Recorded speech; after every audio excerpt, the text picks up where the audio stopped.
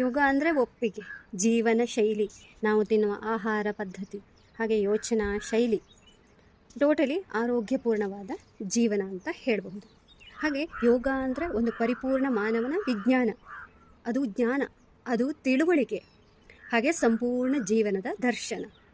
ಸರ್ವಕಾಲಕ್ಕೂ ಸೂಕ್ತವಾದಂತಹ ನವೀಕೃತಗೊಂಡಂತಹ ಶ್ರೀಮಂತವಾದ ಜೀವನ ವಿಧಾನ, ಅದೇ ಯೋಗ. ಭಗವಂತ ಶ್ರೀಕೃಷ್ಣ ಪರಮಾತ್ಮನ ಯೋಗಾಚಾರ್ಯ ಅಂತ ಕರಿತೀವಿ.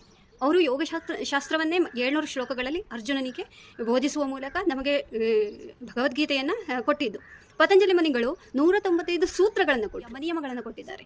ಆ 5 ಯಮಗಳು, 5 ನಿಯಮಗಳು, ಇವುಗಳನ್ನು ಜೀವನದಲ್ಲಿ ಅಳವಡಿಕೆ ಮಾಡಿಕೊಂಡಲ್ಲಿ ಜೀವನ ಸುಸೂತ್ರ, ದೇಹ ನೀಳಕಾಯ, ಹಾಗೆ ಮನಸ್ಸು ಶಾಂತವಾಗುತ್ತದೆ.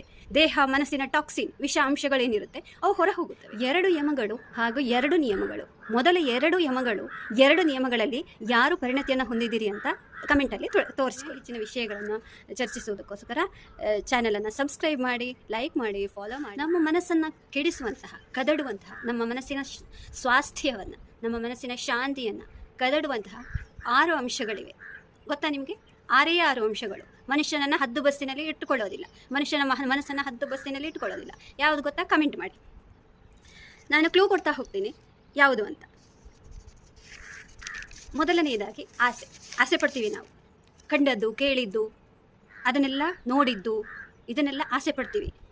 ಇನ್ನೊಬ್ಬರ ಲೈಫ್ ಸ್ಟೈಲು ನನಗೂ ಸಿಗಬೇಕು, ಅಥವಾ ಅವರ ರೂಪ ನನಗೂ ಸಿಗಬೇಕಿತ್ತು, ಅವರ ಬಣ್ಣ ನನಗೂ ಸಿಗಬೇಕಿತ್ತು, ಅಯ್ಯೋ ಅವ್ರು ಹಾಕಿದ ಡ್ರೆಸ್ ಚೆನ್ನಾಗಿದೆ ನನಗೂ ಸಿಗಬೇಕಿತ್ತು, ಹೀಗೆ ಪ್ರತಿಯೊಂದನ್ನು ಆಸೆಯಿಂದ ನೋಡುವಂಥದ್ದು.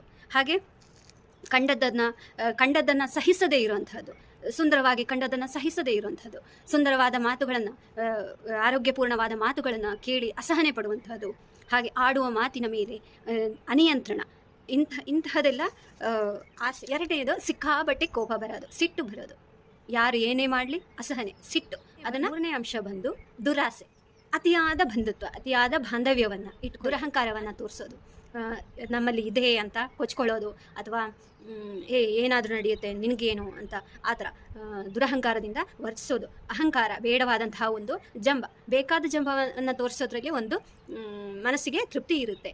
ಆದರೆ ಈ ದುರಹಂಕಾರದಲ್ಲಿ ಅದು ತೃಪ್ತಿ ಇರಲ್ಲ, ಮನಸ್ಸನ್ನು ಕದಡುತ್ತೆ, ಅದು ಮನಸ್ಸಿನ ಶಾಂತಿಯನ್ನು ನಾಶ ಮಾಡುತ್ತೆ. ಅದು ಏನದು? ಅಸೂಯೆ ಪಡೋದು. ಇನ್ನೊಬ್ರು ಏನೇ ಮಾಡಲಿ, ಇನ್ನೊಬ್ರು ಏನೇ ಹೇಳಲಿ, ಅವರ ಮಾತಿಗೆ ಅಸೂಯೆ ಪಟ್ಕೊಂಡು ಅವರಿಗೆ ಹಾನಿ ಮಾಡುವಂಥದ್ದು, ಅವರಿಗೆ ಅವರ ಲೈಫಿಗೆ ಅವರ ಮನಸ್ಸನ್ನು ಹರ್ಟ್ ಮಾಡುವಂಥದ್ದು. ಹಾಗೆ ಅದ್ರ ಜೊತೆಗೆ ಆಲಸ್ಯವೂ ಕೂಡ ಈ 6 ಅಂಶಗಳ ಜೊತೆಗೆ ಸೇರುತ್ತೆ. ಈ 6 ಅಂಶಗಳನ್ನು ನೀವು ಕಮೆಂಟ್ ಮೂಲಕ ತಿಳಿಸಿ. ನಾವು ಆಸನ ಪ್ರಾಣಾಯಾಮಗಳನ್ನು ಜೋಡಿಸಿಕೊಂಡ್ರೆ ದೇಹ ನೀಳವಾಗುತ್ತೆ ಹಾಗೂ ಮನಸ್ಸು